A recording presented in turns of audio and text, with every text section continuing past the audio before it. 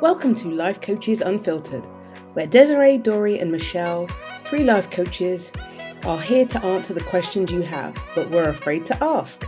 No fluff, no filters, just real talk to help you navigate life's big challenges. Let's dive in. Hello, welcome everybody. I get the chance to introduce today's show. I'm so excited. We're putting Desiree in the hot seat today, and so we had a discussion, and I got the honor of being able to introduce today. So very excited to be able to talk to Miss Desiree about what she does, and being able to explore a lot more about her, talk about what a wonderful coach she is, but also the style and different techniques she uses. We're very excited to have her in the hot seat today. So, Desiree, congratulations for being ready to be roasted by us. you're That's so funny. you're adding to my stress level. That's so funny. Well, Oh, before should we just check in with ourselves before we start roasting Desiree? So she can feel a little bit better about herself. What's happening, girls? What's happening? What's going on? How was I hippie camp? oh my gosh. It was good. It was very busy. I got home at 5 o'clock on Sunday and I had an 8 a.m. meeting that I had to be on camera on Zoom for Oh, and on Monday. And yeah, so I am just and then this weekend was busy. Like I spent Saturday at Road Atlanta all day watching races, which I was kind of skeptical that I would like. And I had a good time. So I still feel like I'm re-entering the world from being away for 9 days. And then anyway, it was a lot of work, but it was a lot of fun, and I met some really awesome people. So I'm happy to be home, but man, I'm still like, I feel like the Tasmanian devil, like the little dust cloud is following me around that's still. so So anyway, but that's what life is, right? Life is life, and Dory's had some major stuff going on too. So, I mean, this is just life. But the thing that I love is that we're committed to this oh and yeah. that we're, I mean, life is lifing and we're showing up. And I just am so grateful for y'all for doing this with me. I'm honored that you asked me to be a part of this with you too as well. I mean, this has been not only fun, but it's been like a really big learning experience. So I really enjoyed it a lot. I concur because we share all the stuff of what we have to do. But we're keeping on rolling and this is episode 8. Right? I know, Two more y'all. episodes. I can't believe it. In this season, now we can negotiate for more seasons.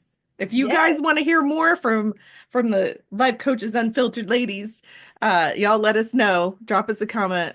I think we're just gonna do it anyway. So I mean, you can drop us a comment, but I know I'm gonna do it. So maybe it's Michelle, I'm filter. trying to drive engagement. This is how the cool kids do it. They should be listening to us anyway, regardless. Regardless. We do have some fans, especially in our networking group. People have talked to me about there is somebody in Dory's group that specifically listens to Oh, us. nice. That's cool. Yes, yes. We should He get he even asked us when's the next episode. So very cool. Cool. So you That's know have who us. you are. Thank you for listening. No We love name. you, SC. We Well, ap- we appreciate you so much. That's so funny. All right, Oh, ready, Desiree? yes, let's jump in. Do you want to check in? Are y'all? I mean, I feel like I hogged the whole check-in moment. I mean, I'm good. I had a workshop this weekend with it was called the reset room. So anyone that was kind of stuck on their goals and didn't know whether they were working or needed to change. So I did that this weekend. So it was good because it was literally, I did some coaching and it was great. And there was some aha moments. And so that was fun. But then I was celebrating my anniversary the weekend before. So that was pretty cool. Went to Asheville. So that was nice. It was that's very very nice. yeah. So yeah, Asheville's cool. yeah, it is. And how many years was it, Michelle? It was 8 years. 8 years. Dang. Very cool. You made it past the The seven. Isn't the seven like 7 years? 7 year itch. Yeah, yeah, yeah, yeah. Yeah, yeah, yeah. It's a So, thing. It is It is. definitely a thing. oh, It's a thing. It is. What about you, Doree? What's happening with you? Oh, I sold my house and moved. So I put my house on the market and sold it and moved out and closed and everything in less than a month. It was about 3 weeks. So Wow. it was a whirlwind of activity and, a lot of emotion saying goodbye to the home that I lived in with my husband and my bonus kids. And yeah, it was a lot of saying goodbye, but I feel like it was definitely something that I needed to do, but it just became, it was a whole lot of house, a whole lot of house. And the coolest thing, okay, so y'all know that my stepkids are twins, right? They're 19-year-old twins, twin girls. And we're at the closing and I mentioned something about with the new owners, and I mentioned something about, well, we have twins, and they said, we have twins. Oh no. that's cool. They're 5.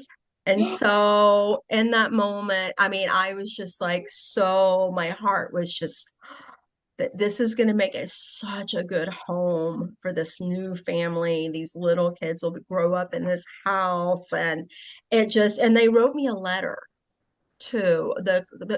They were like, here, this is for you. And I was like, I have no idea what this is. And I got in the car and I read it and I just cried. It was really beautiful about how they knew when they walked in my house that this, well, I guess it's their home now, that that was the home for them, that they were going to raise their beautiful children in. And then um I am now a part of their story. And I think that that's so beautiful because I it occurred to me, like when I read that, it was like, we're all, every way that you touch someone throughout your day, you're now a part of their story in some way, whether it's big or small. You've now become a part of their journey in their life. And it was really, really, it was so beautiful. And what amazing people. I mean, I just could, and it went so smooth, y'all. I mean, it just was like my closing was 30 minutes. Oh wow. From soup to nuts, this thing was just, which tells me it was destined, that this was the way that it was supposed to go, and it was absolutely a beautiful experience. And I am very grateful that it went the way that it did. And so now Nice. here I am at my friend Julie's for um almost 3 weeks in between a new moving space, and I am also added a puppy into the mix. So Julie has a puppy, and so now I have a puppy who's running around at my feet chasing my dog. So here we go. Excellent. Sorry I'm, you asked. I'm telling you, life is life and for us, and we keep showing up, and it's yeah, that's what I mean. Behind the scenes, like you guys didn't know like the craziness that we've all been juggling, and yeah, so just Surprise. yeah.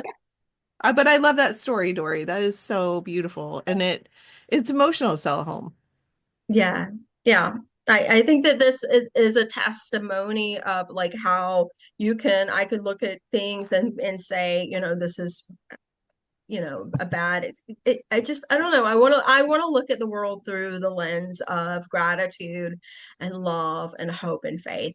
And when I can look at my experience even through this, it's heart-wrenching and it's sad, right? Saying goodbye to the place where my husband and I live together is very sad and emotional, but I can also look at it with just so much love. And I think that that's the best way to look at life. So enough about me. Well, Yeah. Speaking of love, let's talk about the woman we love. The woman we love to love. Let's Yeah. oh, talk about stop it. Desiree. Stop it. You can Yeah, make we me cry. do. I'm like almost crying hearing your story. And then yeah. So my grief teacher says that the goal of healing our grief is to remember with more love than pain. And Yeah, so that is I, my I, wish for you. I totally love that. And Desiree, let's if you don't mind, I mean, I'm gonna hop into one aspect of what you Hop do. on, honey. Here I go. Okay, so um I do want to talk a little bit about the grief coaching that you do? I mean, you have so many different facets of what you do, but you do help people in grief as well, right? And can you, I don't know, let's talk a little bit about how'd you decide you want to be a coach? I mean, what Oh, was that for you? I guess this is the funny, I don't know if y'all know this. I decided to be a coach in 2016. I was in the middle, I had filed for divorce once, I had gotten talked out of it. And so I dropped the filing and my life was a mess. He worked where I worked. It was, anyway, I took this weekend retreat and I was in the middle. Like my life was, I was passionate about a lot of things. I went to this weekend retreat with this therapist who's also a coach. And I took all these notes because we decided, like, I was like, I don't want to do tech anymore. I worked in tech for 20 years. I was like, I don't want to do this anymore. And I was knee deep in this project helping people in South Louisiana whose homes had flooded. I was matching them. They lost everything overnight, y'all. It was crazy. And so in one night, I registered a domain, spun up a WordPress site, and started collecting information on people who needed help and matching them with families that wanted to help them. It was called Adopt a Flood Family. And so my whole life was thrown into this thing. I was like so passionate about it. And I went on this weekend retreat and up in the North Georgia mountains and, worked with this woman and we did meditation and stuff and took all these notes and she sent them to me afterwards. And I forgot that I wanted to be a coach. I decided that weekend I wanted to be a coach. Forgot all about it. I was like, I need to get divorced first. So in 2017, I filed for divorce. We carried that through and went to yoga teacher training. Like, just my life was a mess, y'all. Like, we had been in marriage counseling. I had been in Al-Anon. Like, I was learning a different new way to live. And yeah, got divorced, went to yoga teacher training. My mom got diagnosed with a terminal illness. She had ALS. She lived in another state. She's like, no, I'm not moving. So I had a job. I stumbled upon my dream job in 2017 when I was in the middle of a divorce, living with friends. I was interviewing for this job, like at my friend's house. I was staying in her guest room. It was nuts. Like my life was nuts. And it was just one leap of faith after another. And then in 2020, when COVID happened, the company I worked for was severely impacted. By this time, my mom had died. Um, we're in the middle of COVID and my company was impacted and my job was eliminated, which is not a huge surprise to me. And had a very generous package. And I was like, I'm going to sit down and heal because my adrenals were off. Like I was a mess health wise. And I said, I need to figure out what I want to be when I grow up. And it took me about I was teaching like yoga to friends on Zoom. Like I was staying busy, but like anyway, 2021 was the year of regrouping and I decided I want to be a coach. And then like a couple months later, I realized like I was searching on a Google Doc, like in my Google Docs for something and coaching. And I found the notes from that meeting. And I was like, oh my God, it took me 5 years to like get back to where I started, right? But I had a whole lot of life to live. And then I started looking at coaching schools and I decided on my coaching school. And then I realized that I had picked that coaching school 5 years before. So sometimes it just life takes us on detours, right? And so I've always known that uh I had this in me. I just didn't know how to express it. I think Mhm. I've known that I've always wanted to do this my whole life. It's something I'm passionate about. It's something that I try to be someone that I needed when I was going through this stuff. It was hard, y'all. Like I call it the decade of doom and I joke about it. I have an incredible sense of humor, but it's because of the crap. So that's why I do what I do, because I needed somebody like this. I needed someone to help me understand grief. I needed someone to help me understand myself. I needed someone to help me reprogram my neural pathways. And so I come to this work from a place of passion and wanting to help people that are really struggling. I love that. It's Mhm. amazing. It's absolutely amazing. I, and Anyway, I think I find that that's the most powerful people that do what they do when they've actually like walked through something to get them to be at the point of where they're at. Whether it's a coach or it's some sort of other choice in a career or whatever, when you have a passion that goes behind it, you end up where you're supposed to be anyway. totally. I mean, I Talk could to us tell you a later. whole story about positive intelligence and how I found, like, I knew the moment the grant coaching program came across my social media feed, I needed to do it. And I have an incredible story about how I was introduced to his work in 2015 from a random stranger I met in a hospital visiting my father-in-law at the time. Wow. Yeah, and but it took me until 2022 to find that coach's great, he started offering the coach's grant program and that came back into my universe and it's just changed. All of this stuff has changed my life, but seeing those breadcrumbs is so beautiful to me. Yeah. Of just like you were talking about we call those synchronicities in coaching. The synchronicities about the people who bought your house have twins. Yeah. That's, Yeah. it's those little signals of like there's something greater at work here. And whatever your system of faith is, just know that there's something greater at work, right? Yeah. So you talk about the positive intelligence, which I know exactly what you're talking about, and I use it with my clients. But can you? And I didn't talk about it, so because I was leaving it to you. Can you kind of see how I work here? Thank you. You talk to us about what positive intelligence is and how it's meaningful for the clients that you deal with. So, so let's have two parts. What kind of clients do you see? And then how does the positive intelligence help those types of clients to progress? Okay. So I call myself a midlife transitions and grief coach. Like that's kind of my tagline or my niche. And what that means is in midlife, we have a lot of crap coming our way. Like it's not just I'm getting a divorce and but my parents are aging and I'm having to have conversations about assisted living or caring for them, or my kids are growing up and leaving the nest. Like all of these things are happening. Job and career changes are huge in midlife.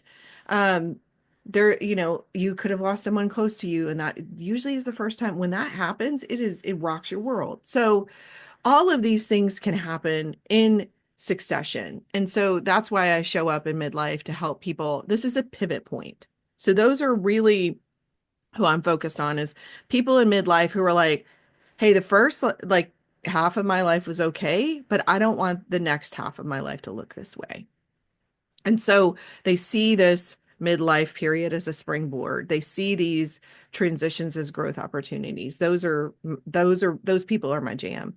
And how positive, so what is positive intelligence? Positive intelligence is a framework.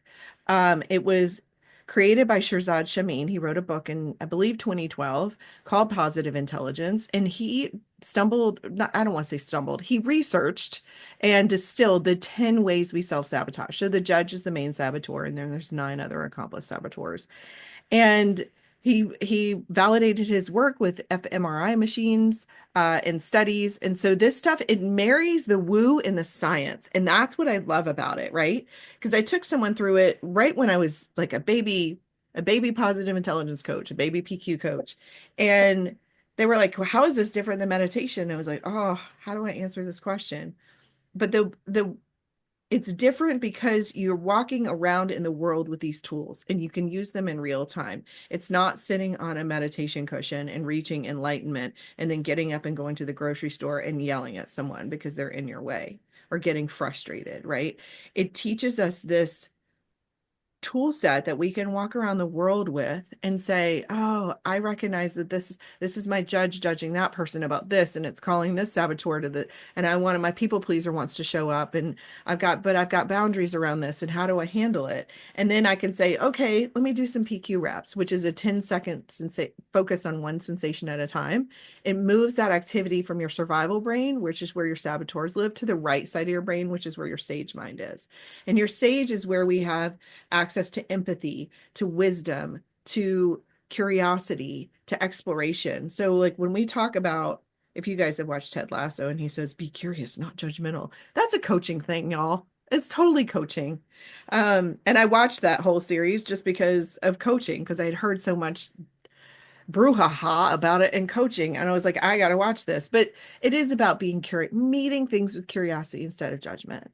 Um, And so he tied all of these neuroscience concepts. My therapist had been telling me she was like, you've been living in survival mode for so long. No wonder you're like catastrophizing everything, right? You need to reprogram your neural pathways. I'm like, how do I do that? She's like, yoga and meditation. I'm like, I'm a yoga teacher. Like, this is not working. But the framework that Shirzad put together, I understand. It's like he took that logical analytical piece and he satisfied that need for me to understand what was happening in a framework that was understandable and digestible. And then all the neuroscience concepts, and then a little bit of the woo, and he makes it digestible. So that's how I reprogram my neural pathways, because that's what you're doing in the moment when you are out in the world and you're a little tactical mindfulness. You got your little tactical mindfulness tool belt on, and you're in the grocery store, and the old lady in front of you is writing a check at the speed of 1916. Check, she says. Oh my. And you're like, honey, nobody uses checks anymore.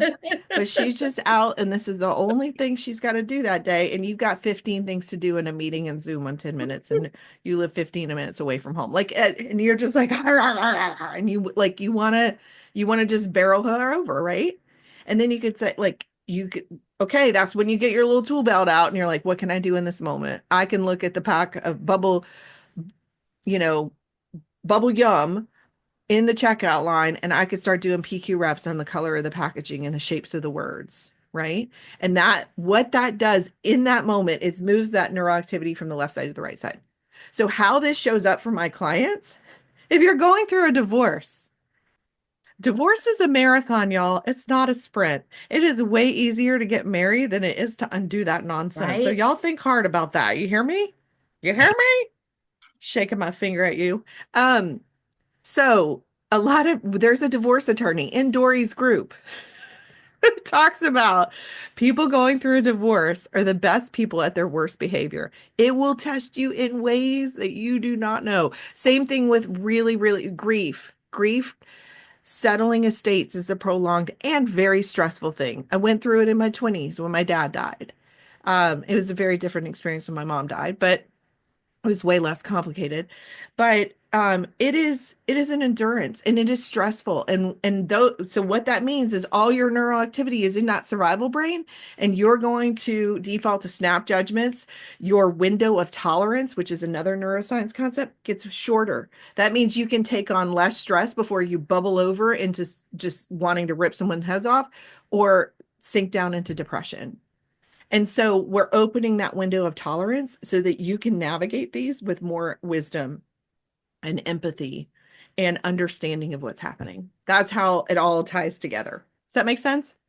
I love the way you explain that. Wow. I mean, I myself have also had some training with this as well. I think as a coach, more and more people are getting to know more about your Zod's positive intelligence program, and the way that you can offer this to your clients and show up is amazing, Desiree, It's in all changed different people's ways. it's changed people's lives. And like people are like, how are you not a therapist? And I'm like, this isn't therapy. This gives you the tactical tools to like th- I suggest that you have a therapist. I think it's really important, but this, like, I kept going to my therapist and I'm like, what am I doing wrong? And she's like, you got to reprogram your neural pathways. I'm like, where's the playbook for that? This is the Right. playbook for that, right? This is the actionable stuff. So yeah, it's this stuff. I do not joke when I say this stuff changed my life. And I think that in this world, if you think about our world as a whole, divisiveness is the theme right now. We are all being subconsciously thrown into survival mode every time we watch the news, every time we Mhm, see divisive political stuff come up, mhm, every time we have this right, wrong, this is a simple problem, it's this or that. And guys, we've got to develop empathy for one another. We've got to be able to connect. Like this work is really important. And I don't say that lightly. I believe that this work could help us turn things around. And I've seen it, I've seen people make incredible progress in 8 weeks going through this program. So it's got to become a habit for you to stick with it. Um, but yeah, it's really important stuff. I love that. I always say that it's like our default mode is survival mode. And so what you're teaching people to do is to change their default. And that is, that is definitely a process. And he refers to it as a muscle as well, right? And Mhm. it's like working out, you have to like build your muscles and train. And it's basically self-actualization, right? Helping us become our best selves. So I hope that answered. It was a lot. It was a lot. Yeah, but I had two questions, so good. And I mean that can I can tie that in with like yoga concepts and core. The coaching program I went to was had a core energy coaching model, which is really fascinating. So that the premise is there's two types of energy. There's energy that drains us and there's energy that feeds us. Mhm. And I was working for a company that drained me at the time. And I was like, oh no, it's taken 98% of my energy to perform at 10% of this company. It was horrible. And it was not a fit for me. And the Tuesday after my first weekend of coach training, I turned in my resignation. I had worked there for 3 weeks. My boss was like, you've only worked here for like 3 weeks. I was like, I know that this is not a good fit for me because I understood a basic concept about energy. And I was like, this is draining me and I can't do this anymore. It's not healthy. And so, then I could start to attune to like what brings me energy and how am I feeling in the situation. And a lot of those concepts, can fold in nicely with positive intelligence stuff where level one is feeling like a victim, like that's the lowest level of energy. And anyway, then there's 7 levels. So level 7 is basically enlightenment or pure love, which is very sage. So yeah, it's really interesting stuff how all of this stuff has threads of continuity in them. Mhm. What are some of the other, I call them modalities, if you will? I know positive intelligence is like the foundation and cornerstone for you in a lot of things, but are there any other types of different modalities or way that you work with people? So the core energy can come into play when people are really stuck and they don't know why, right? So understanding, what lens am I viewing this through? So level one is victim. So it's catabolic energy, which is like just being stuck in the mud. It's really negative. It's really draining. Level two is conflict. So when you want to fight people. Level three is apathy, like I don't really care. Level four is showing up to serve, very similar to the people pleaser, showing up to serve others, but to your own detriment. So there's some anabolic energy, which is energy that feeds you in Oh, that. I resemble that remark. No, I'm definitely a pleaser and I've got some victim. So pleaser, the people pleasing is level four. Level five is finding win-win solutions. And this is really awesome in life when you can have a win-win, right? And more times than not, and if we take the positive intelligence and kind of overlay, you're using your sage mind to creatively problem solve to find these win-wins. So if you can take your positive intelligence tool set to get to level five, like that's how those can tie in. Level six is following your wisdom and your intuition, very much sage mind.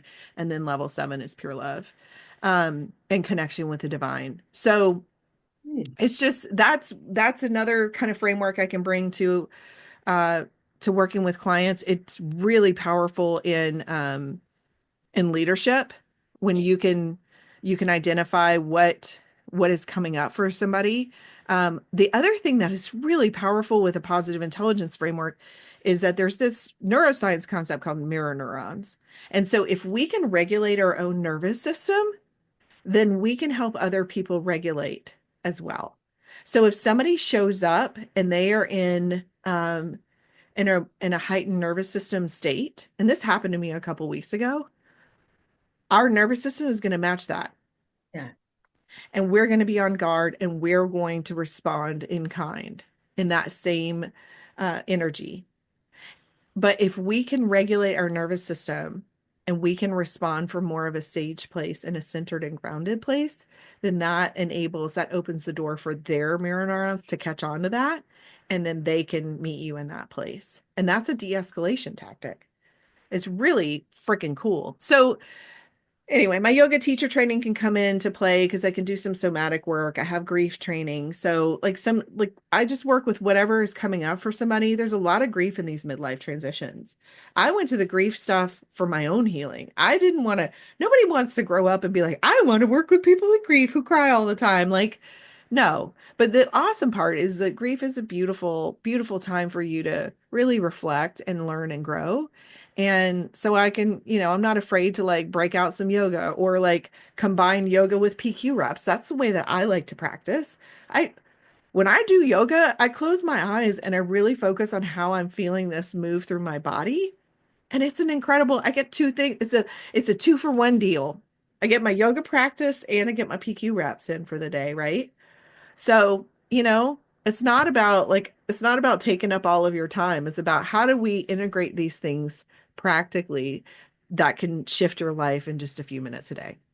I think that that's cool that you just said that because I think a lot of people think that in order to make major life shifts, it's gonna, you need, like you said earlier, sit on a pillow and for, an hour and just kind of like, say Om and do the, Gyan Mudra or and all of these different things when really it's throughout the day taking that moment to just go, "Oh, wait a minute, I'm getting ahead of myself. Let me do a PQ wrap and reel it back in and get back into this mindset where I'm open to possibilities and being able to do that." So it's a practice, and like you said, it is it's a marathon, not a sprint in anything that you do. I also love that you were talking about grief and that grief can take on, it's not just losing someone physically in this world. You can grieve the loss of a job, a loss of just a relationship in general. There's all different forms of grief, and you're there to meet them wherever they're at. So that's amazing. Grief can be the loss of your own health, Mm. you know? We were Yeah. just talking about that before this. We were talking about perimenopause and menopause. I mean, the loss of your own body and that feeling of like this is a foreign thing for me, being in this body. Mhm. Yeah. I'm glad that women in midlife are starting to talk about it because for so long we were just kind of like, we'll just shut up and deal with it, right? Mhm. We need to be out here talking about it because it is hard. And I look back at like when my mom was going through this, like well, we didn't know. Like people weren't talking about it. Mm-mm. And it's tough. Like it's yeah, the whole like I can't sleep through the night. Like really? I've never had a problem sleeping. Oh, Me neither. Me neither. yeah. And that's killing me. We don't realize how important our hormones are until they're not Not in functioning, line. not there anymore. It's like, oh yeah, you don't have any of this. Well, give it to me. And then Eat. and then figuring out the right ratios and like I mean, y'all, there's so much that I've learned as an adult and it's fascinating. Like I didn't know how to eat right. Like I didn't know what a protein and a fat and a carb was. Like I didn't know how to have a balanced meal. Like and if I would have understood these coaching concepts made so much freaking sense when I finally found them. I was like, oh, this is what was happening in my marriage. And this is what was happening in that relationship. And this is why I was blowing up. And like, there's so much knowledge to be had, like, especially Gen Xers. Like, we were told to just shut up. Like, Yeah. here's the keys to the house. You take care of yourself. Like my mom's second husband used to joke like, "Does he just eats box food? It's a new category, and that's the only." And I'm like, you know what? That was the only category that had instructions on how to cook it. Yeah. And like, I was very not supervised. I was the youngest of three. It was like, oh, thank God she can drive because now she can go get her own groceries. Like it. But yeah, like broccoli doesn't come with instructions. So I didn't know if I liked it or how to cook it. It wasn't part of my universe. And so I just ate things that told me how to cook it. That made sense to me. But yeah, like we raised ourselves. We were doing the best we could. There's a whole lot of things that have come up in the world where we can have a better life, we can have better coping mechanisms, and we don't have to ruin our health. And we can understand and be proactive in managing our health. And let's show up and do that. And I think So, that that's important while you're here, Desiree, at this point in people's lives as well, the midlifers, because of the fact that this is when this stuff starts coming up. It's, what is it that you hear someone say that lets them know that they're ready for someone like you? like, it doesn't have to be this way. Mm. Like I know there's a better way. Those are like clues. Um, yeah, like I don't want to live like this anymore, or like I there's got to be an opening, right? In their viewpoint. I used to walk through the world. It was so funny. I was having this conversation last week with somebody that I was having coffee with, and I was like, happy people used to baffle me. I was like, what is wrong with them?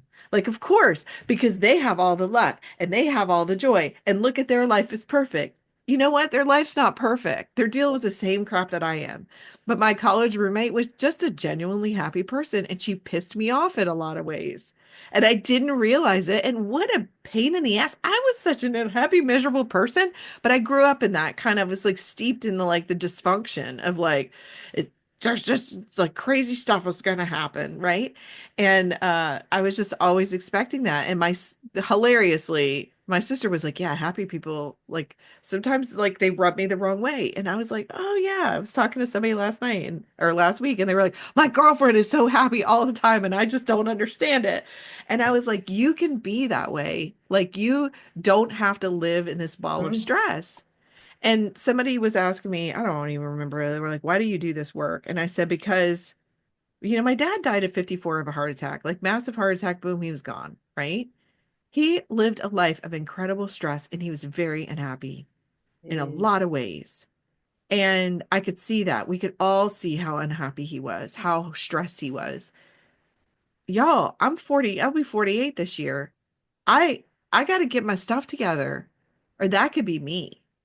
And if I don't know how to manage my stress, so this is midlife is a wake up call. And for the people that are hearing that phone ring and they're like, there's got to be a better way, I'm going to destroy my health.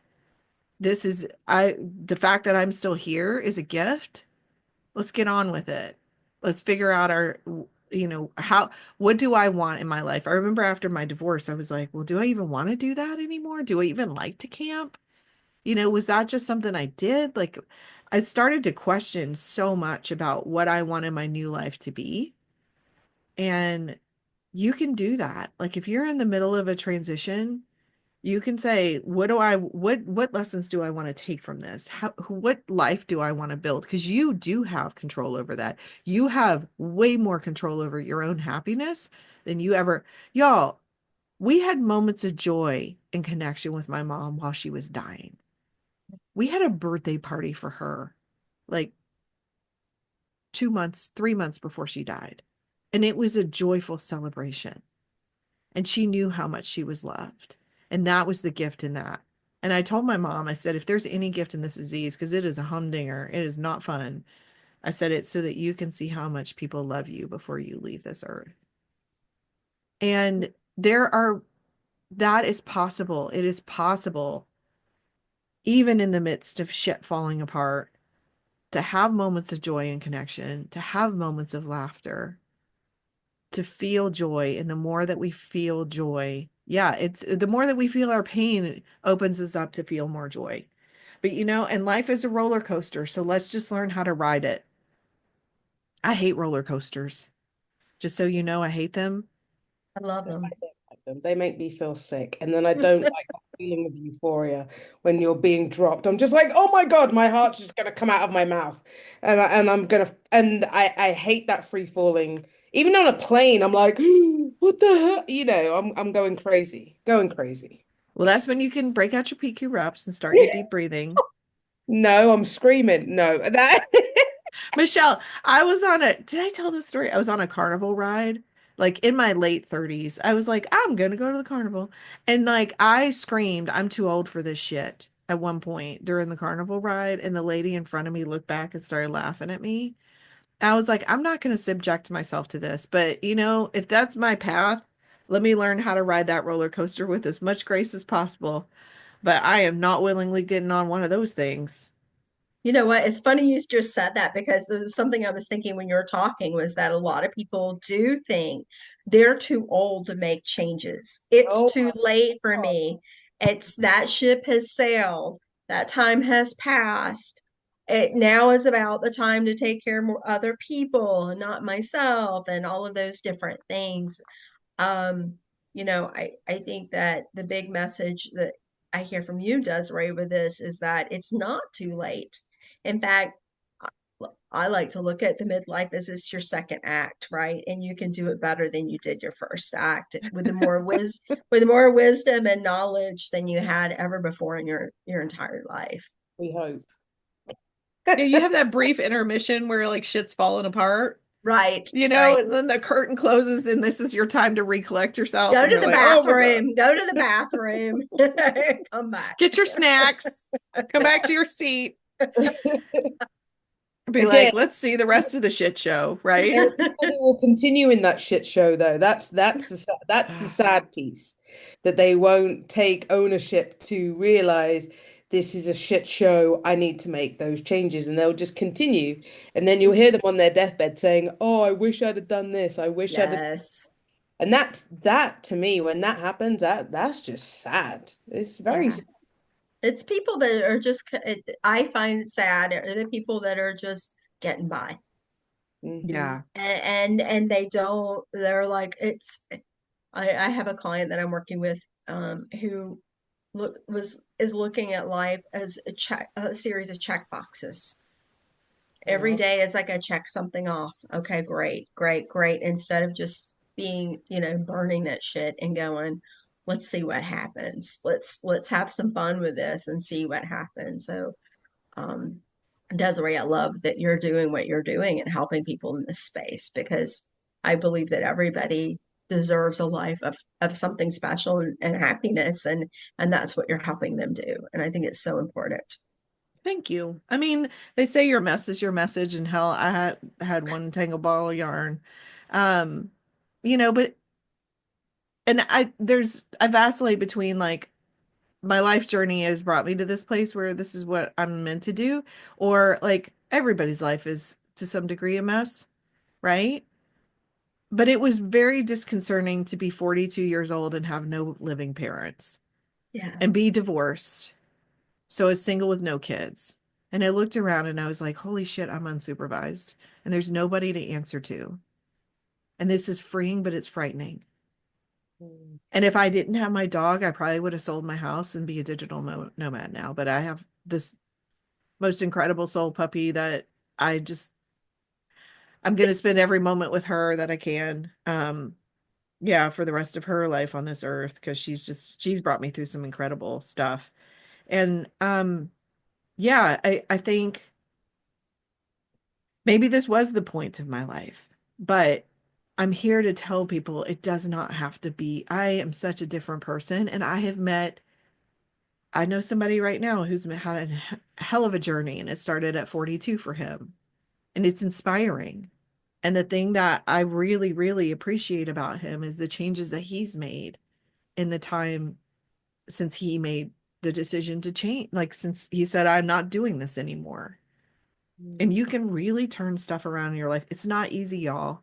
I'm not saying this shit is a magic bullet, but it's worth it. And that's what I want to bring. You don't have to live this life where you're checking off the boxes. That's not being satisfied.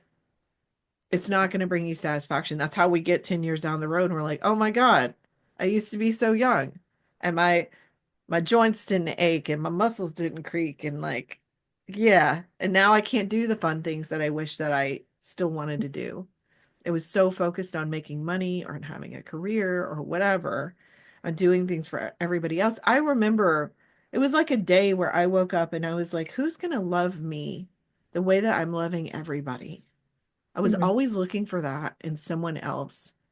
And the work of positive intelligence allowed me to become the person that I most needed, that I was always searching for. And when I realized it was me and that I had that power, it was so awesome because I don't not that I don't need other people. I really appreciate community and being connected to other people, but I know that I can give myself everything I need, and I'm no longer searching for that other person to complete me, Mm. that I am a Mhm. whole ass person.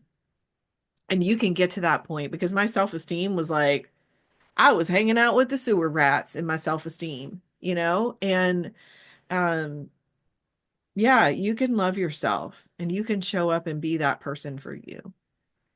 So no matter what you're going through is possible.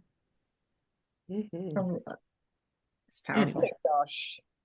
I feel like crying, Desiree. I'm sorry. I didn't mean to start your week off like this, Tissues are Michelle. way over there, and I'm like, I found one on my desk just to blow my nose, and I'm just like, don't make me start crying. So I got a question for you then, um, because I would like to know what's your favorite client working with? I know that you can do grief, midlife, but what's the one that kind of like is your jam, and you're just like, oh my God, you just light up. Is there one? Is there one? You know, I people surprise me. I just worked with somebody uh in grief and we did some somatic work to help her process some emotions. And y'all, in 5 minutes, she had such a I was like, we have 30 minutes left in the session. Let's just play around with this and see where it takes us. 5 minutes later, she's like, I feel like I just took a Xanax. That was amazing. And it completely shifted so much for her. And like, so I never know what's going to happen when I'm working with a client. I can't, there's no way to predict. But it's the people you've got to be open to some degree of like, let's try. And I feel like in some ways I feel like I have the Golden Corral buffet of like, here's all of the personal development healing tools that I have encountered on my journey, and you can come to the buffet and choose what looks tasty for you or what works, right? It's not about me showing up and being like, this is the prescription, right? It's like, let's try this and see how it fits for you, right? And for her, it was that somatic healing. It shifted things for her. So it's hard for me to kind of identify and be like, this is my favorite person, but I will say there's a couple clues, and it's like people that know that they want to make a shift, people who are ready and willing to try things. They're at that point where they're like, okay, let's try. This isn't working, or this isn't getting me the results that I want. So, someone, that's how you tell that people are coachable. Like, I've seen people in CrossFit gyms who will not take the advice of the trainer. And I'm like, what are you paying them for? They're trying to help you be better and you're not listening. But some people just, I think it's probably tied to their self-worth because they can't admit that there's something that they can improve upon. So somebody needs to be coachable. And it's not about me telling you what's wrong with you or whatever. It's about me helping you find what works for you, right? So self-aware and a little and open. Those are things that those are my favorite people to work with. um Somebody who's been showing up and doing the work, they're just not getting the traction. They probably have a therapist. It's just not, they're not. Talk therapy's done a lot of good for me, but I really started to see traction when I started to bring in coaching stuff, and tools. And yeah, that's really when stuff started to change for me. And actually, at the end of a very intense 6 month program with Positive Intelligence, is an advanced program called Mastery. I just kept a log of all the insights that I had had about all the therapy I had had. And I called my therapist up. I'm like, listen, I'm doing great. I just need to come in and I need you to check like that I'm not crazy. And she is sort of like reading off my list. I'm like, so this is how this turned like into this and this. And she was like, what have you been doing? I'm like, oh, let me tell you. But it was so incredible. Like I think that those two can work together. Um, And yeah, coaching and therapy is a really, really awesome combination, in my opinion. Um, yeah. So, Magic can happen when someone is in therapy and then they're working with a coach. I 100% am behind that. and people are like, oh my gosh, but it's so expensive. I'm like, this is an investment in yourself. And I have never regretted spending money on something that changed my life to this degree. Well, Like, and it's not supposed to be it's not supposed to be a forever thing as well, right? When people say, "Oh, this is such an investment," well, it- my goals, and I'm sure your goal too, Desiree, is like, I don't want to see you in here. like, I We should mean, be done at some point soon, and you should be off living your best life. yeah, yeah. I mean, and that happened with my last client. Like, we did some somatic work and we talked about some strategies and like I met her for the last time. I think it was last week we had our last session and she was like, "Yeah, this is how I've been." She's able to self-regulate to a large degree and catch herself before she gets to the point where things bubble over. And I did my Powerful. job. I took her to the Golden Corral. She picked out her tools. She knows what she needs. I love that. I was thinking about when you said that about like wear your stretchy pants when you come to work with Desiree. She's taking you to the buffet. We were driving home from the racetrack on Saturday night and we were discussing dinner options. Uh, the Golden Corral was floated. I was like, no, thank you. That's funny. Where No, you're I mean oh, it was a joking, suggestion, but I mean, no offense to people who like Golden Corral. I just, it's yeah, just not a It's not jam. your preference. It's not your preference. not So at this point in Desiree, my life. so Desiree, what we all like to give freebies and things to people, just to show them a little bit of love and also to give them a little sample of who we are. What is something you offer your clients or potential clients? I think one of my favorite things that I've been doing lately is a saboteur discovery session. And so they go out like it's a positive intelligence for it's an assessment for positive intelligence. They go out and they take this saboteur assessment. It's like 5-10 minutes. It's not a huge thing, like a huge investment. It's free. And then they could send me their results and book a call with me and we'll start to like unpack how those saboteurs are showing up in their lives and then do like some PQ reps so they can experience that. I really love doing that. Discovery calls with people who are in grief. I had one of those last week with somebody who's in grief. And, just to see how we can work together. I have a 60-day option for people to work with me. It's a pretty low introductory price. It gets a, feel for how I can help them, but it's not a huge commitment. And usually that's something that people will jump into, of like, hey, let's work together for 60 days, see where we are. But yeah, those are kind of my favorite things to do, like if people are really struggling. I struggled so much in grief, especially after losing my dad. I was in my 20s. Nobody around me knew how to support me. College kids don't know how to, they're like, what is happening, right? Um, I went to clergy. I sat in bookstores. I was struggling. And so my mission is how do I show up and help these people without, like this is, I think a lot of people have, we all come to these experiences with baggage. And I didn't really feel comfortable in churches, but I found myself in churches because that's where all the support was.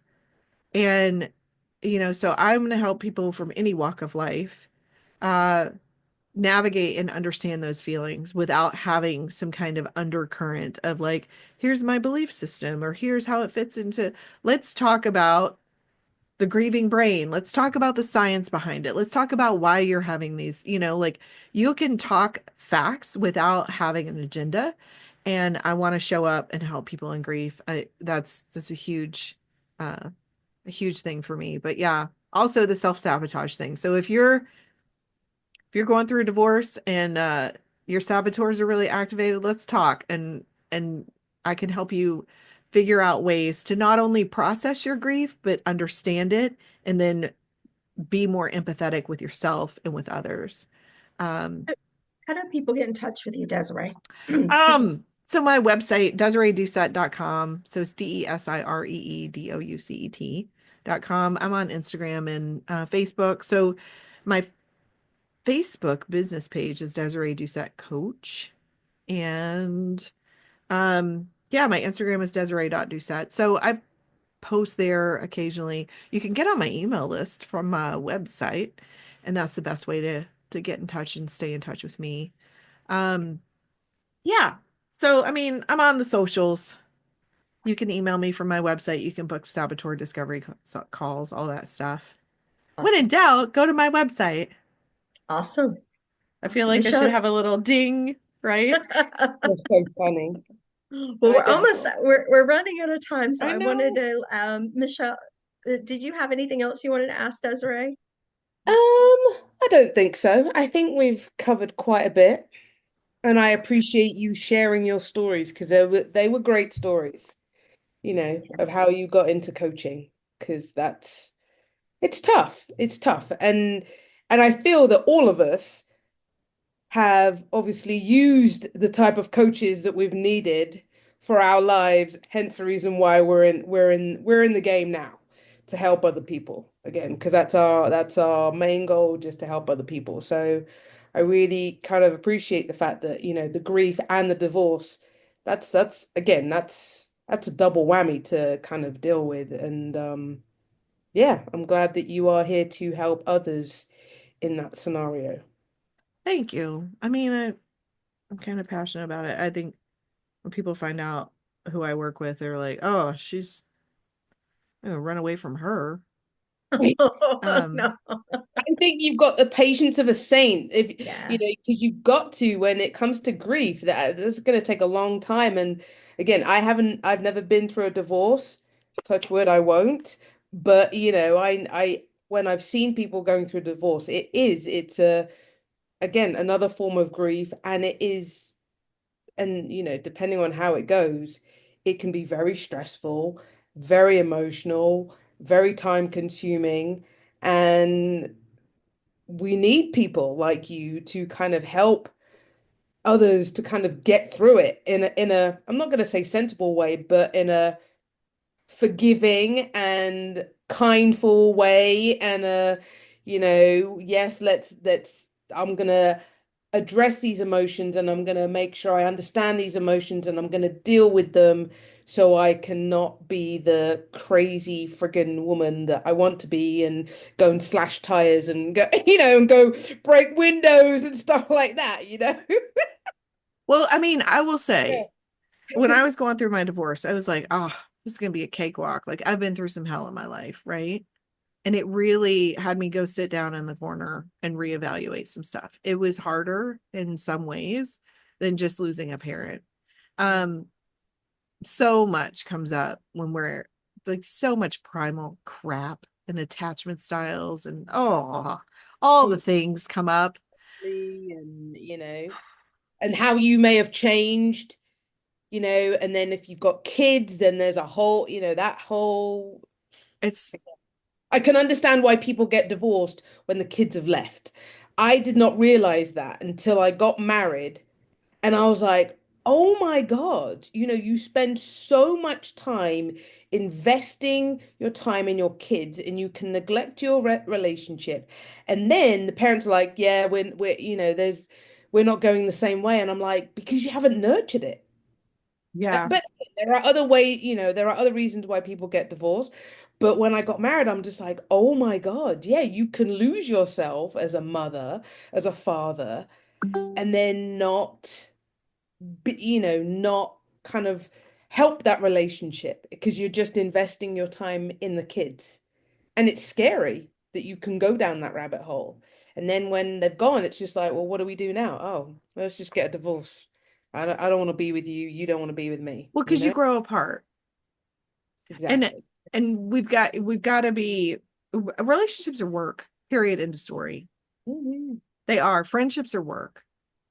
Yeah. Um, but how can we be better in better relationship with others and ourselves? And Yeah. that's a possibility. It's Yeah. possible. So Well, thank you guys. Desiree, thank you so much for allowing us to put you in the hot seat. I hope it wasn't too hot there. That we were able to Her we ass got is burning. Her ass is we burning. do live in Georgia. We do live in Georgia, so but I thank you, Desiree. It was I love just having you in my orbit. It makes me so happy um Doree. that you're a part of Likewise, my I life. you guys are a huge highlight in my life right now, and I'm so grateful for I y'all. love you so much. So what are we going to be talking about next time? Oh, who's gonna share? Do it, Michelle. Imposter syndrome, because we've all suffered from it, Yes, all of us. yes. But I think that's going to be a great topic. Yeah, absolutely. Well, thank you, Desiree. Thank you, Michelle, for being here today. Really, really appreciate it. Looking forward to the imposter syndrome. If you feel like you are not who you think you are, or you think that you're pretending to be somebody else, next week's definitely the episode for you. So thank you again. And everyone have a wonderful day. Take care. Bye, y'all.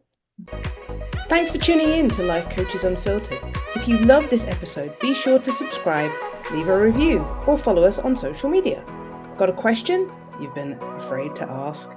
Send it our way at lifecoachesunfiltered@gmail.com. Until next time, keep growing, keep questioning, and stay unfiltered.